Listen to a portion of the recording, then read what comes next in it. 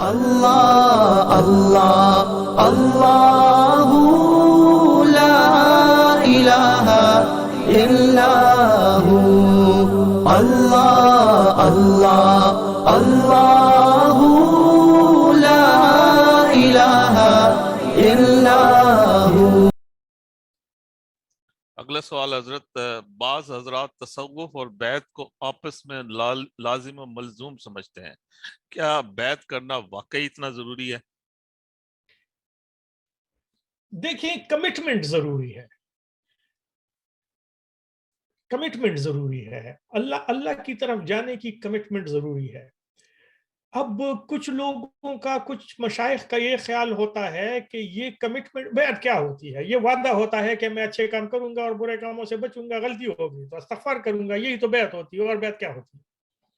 کوئی ذرا تفصیل سے کہتے ہیں کہ اچھا یہ غلط کام نہیں کروں گا تو یہ بھی نہیں کروں گا، تو یہ بھی نہیں کروں گا، تو عقائد میرے یہ ہوں گے، تو یہ وہ، بہرحال کوئی تفصیل ہوتی ہے، کوئی اجمال ہوتا ہے۔ تو بیعت کیا ہوتی ہے؟ ایک کمٹمنٹ ہوتی ہے نا۔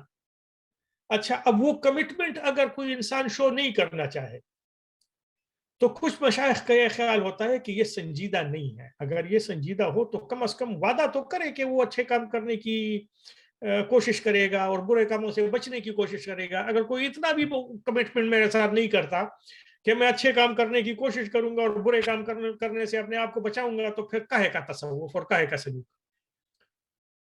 تو کچھ لوگوں کا یہ خیال ہوتا ہے کہ یہ کمٹمنٹ اسٹیبلشڈ ہونی چاہیے کہ تم مجھ سے کیا سیکھ رہے ہو اور کس لیے آئے ہو۔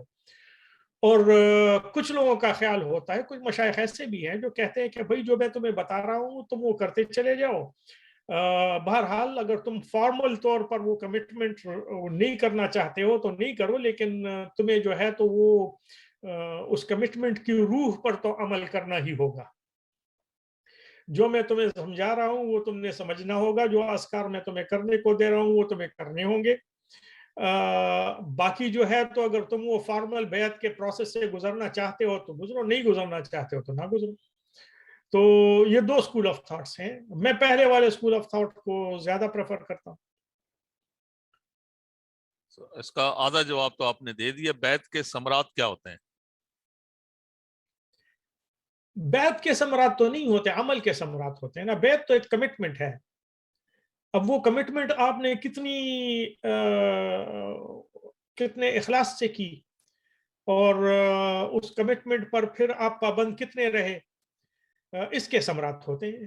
صرف فارمیلٹی آف بیعت کے تو کوئی ثمرات نہیں ہوتے۔ اگر آپ نے بیعت کی اور پھر عمل وہ نہیں کر رہے ہیں جو کہ استاد آپ کو بتاتا ہے تو ظاہر اس کے کوئی بھی ثمرات نہیں ہوں گے۔ پھر تو بیعت کی اس فارمیلٹی کے علیحدہ سے کوئی ثمرات نہیں ہوتے، یہ تو کمٹمنٹ ہے۔ کمٹمنٹ آپ نے شو کر دی، پھر آپ نے اس پر عمل کیا تو وہ ثمرات ملنے شروع ہو گئے، اگر آپ نے عمل نہیں کیا تو ملنے شروع نہیں ہوتے۔ اگر کوئی بیعت نہ ہوا ہو اور اس کی اصلاح کسی اور طریقے سے ہو جائے تو کیا اس کو خلافت مل سکتی ہے؟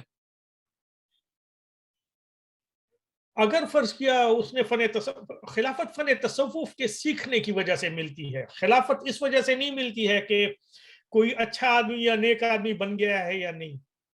یہ خلافت کی بات کو سمجھنا چاہیے۔ خلافت جو ہے تو یہ کوئی سرٹیفکیٹ نہیں ہے کہ آپ اب بڑے نیک آدمی بن گئے یا بڑے اچھے آدمی بن گئے۔ یہ بن گیا ہے کہ بھائی آپ کو اتنا تصوف آ گیا ہے کہ اب آپ لوگوں کو بھی سکھا سکتے ہیں، یہ تو اس وجہ سے ملتی ہے۔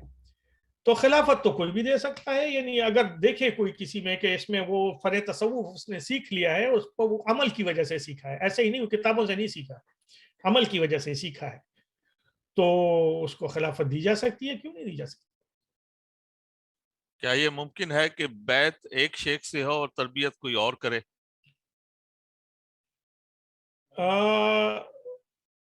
تو بیعت اس نے کی کیوں ہوگی ایک شیخ سے جب تربیت کسی اور سے لے رہا ہے؟ یعنی بیعت کا صرف فارمیلٹی آف بیعت کی ضرورت کیا ہے اور اس کی وقت کیا ہے اور اس کی ویلیو کیا ہے؟ ویلیو تو تربیت کی ہے نا۔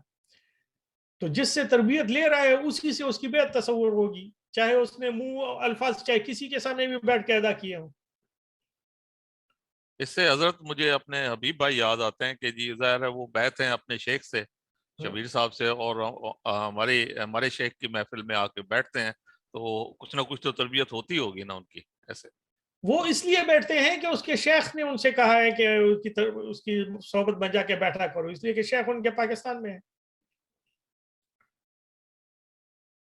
لیکن وہ ذکر تو وہی کرتے ہیں. آپ نے بارہا مجھے سنا ہوگا کہ وہ مجھ سے کوئی ایسی چیز پوچھتے ہیں جو تصوف کی ہو، میں کہتا ہوں اپنے شیخ سے پوچھو.